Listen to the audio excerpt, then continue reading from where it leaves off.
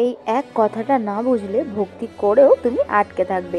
অনেকে ভাবে শুধুমাত্র পুজো করলেই সব হয়, নাম জপ করলেই মুক্তি, ভগবান সব করে দেবেন। কিন্তু আমাদের শ্রীকৃষ্ণ কি বলেন জানো?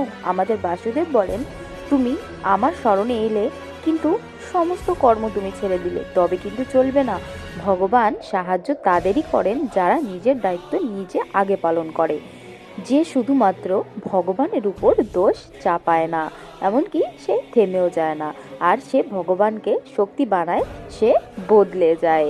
কৃষ্ণ হাত ধরেন, কিন্তু হাঁটতে হয় তোমাকেই। এটাই গীতার সবচাইতে বড় কঠিন সত্য, যেটা কিনা শ্রীকৃষ্ণ অর্জুনকে বলেছিলেন কুরুক্ষেত্রের যুদ্ধে। এই কথাটা যদি তুমি বোঝো, তাহলে অবশ্যই একটি লাইক, কমেন্ট ও শেয়ার করো। পরবর্তী পার্ট খুব তাড়াতাড়ি আসছে। ও তোমার বন্ধুদের কাছে ভিডিওটি শেয়ার করে দাও ভক্তিমূলক তথ্য জানার জন্য।